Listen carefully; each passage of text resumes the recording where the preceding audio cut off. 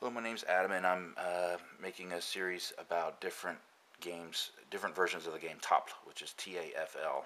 And if this is just the first video that you found about Tafl, I want to refer people to the first series, which is Tablut, Edge Escape is Balanced, because that goes into the most detail about the rules of the game and about the strategy. I'm only making this video because, see, there's different versions of the game, which depends on the number of squares that the board has and the number of pieces, but they're all sort of very similar otherwise. So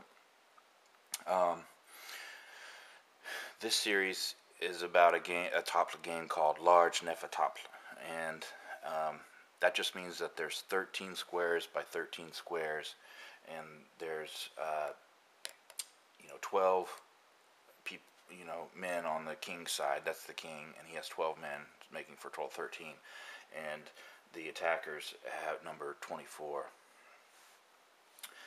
And there's three types of pieces. There's the king piece, and here in the middle, and then there's the king's men, the pawns, and they're lined up all here.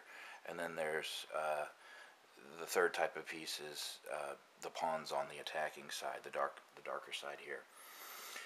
And so basically the rules is that the pieces move, all of the pieces move the same way, which is like rooks in chess, and which is orthogonally, as long as the path's unimpeded and they don't jump other pieces and they don't move diagonally, they just move like rooks. And the king side wins. The king wins here whenever he lands on any square on the periphery of the board. At a later time, I'm going to make a series just using the Hnefatafl game, showing how to play to the corner. But right now I'm just focusing on the edge game, playing to the edge. So, and then the king side would lose whenever he's surrounded on four sides by the other team. And once again, to get a really good explanation in depth about these rules with illustrations, you can go to this series of videos. They all capture custodially, pieces capture custodially, which is when one piece is surrounded on two sides by the opposing side, then it's captured. Yet he can land between two opposing pieces safely, though. The throne is off limits to the pieces once he leaves, and either side in this game, either side can move first. In Tablut, it's better if the darker side, or if the lighter side goes first, the defenders. But in this game, the game is balanced either way. Whichever side goes first is fine. And then there's no such thing as perpetual check, and the best explanation for that again is in this series here. I'm just going to briefly touch on a couple strategic things here.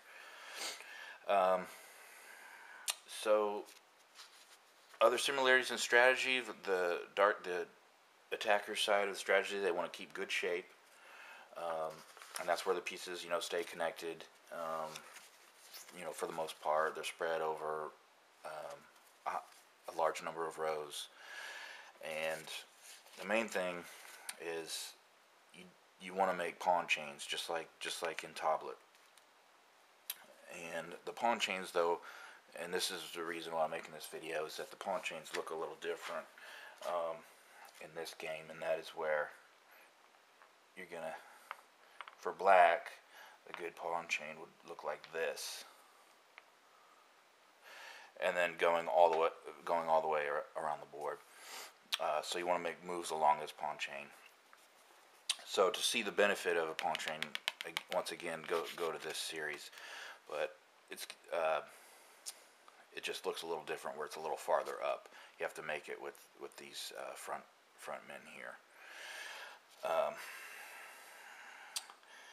And you always want to try and maintain 1 to 2 men on each rank and file, just like on this one, whenever you're playing the attackers. And you don't want to isolate any pawns on the edge of the board. And you want to get out a check from the king with the piece closest to the king, all those things. You want to watch your development, make sure you don't move the same piece over and over again at the beginning.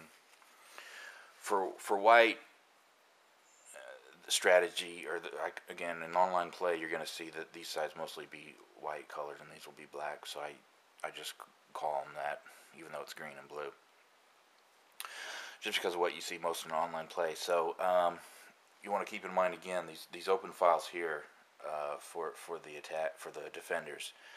You want to utilize those. In Tablut, the main thing you want to concentrate on is you have, if you remember, you have a half open file that the defenders control, and you want to control that. On here, you have a half open file, which is good, and an open file. So it's both of those. So you wanna watch this series here, and then see how it adapts to this here. Get the king, off the throne early. Keep the king near his pieces, and the pieces near his king. Same thing on this side. You don't want to keep moving the same piece around over and over again. And you want to really use this half open file and the open file. This half open file, this open file, and this at the beginning of the game. This half open file, and then this is open, of course.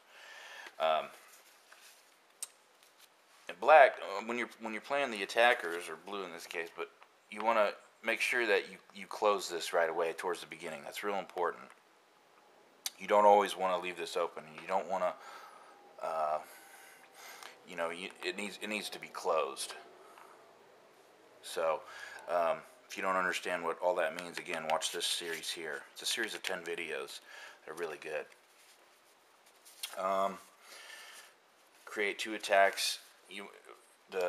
These guys, you want to try and create 2 threats at the same time. Also, one other difference between Tablut and this game is, let me just put these back. The main difference is certain moves like this. In Tablut, you wouldn't have this piece here, but in this game, Large Hnefatafl, he can be attacked. So if you remember when I discussed openings in the openings video about this, moving this piece down right away was a fast game, open game, but you're going to have different consequences, and there's other things to think about now when he moves to capture this piece here. Whenever this piece moves down here, he's trying to capture here. So in Tablut, he can it's a little easier to get away with. He can't be captured there's no piece here to capture him. So you want to keep that in mind. Other than that, a lot of the openings are kind of similar. So once again, refer to this for an in-depth look at openings, endgame, strategy for each side, and even just the rules. So that's basically an overview of Large Hnefatafl.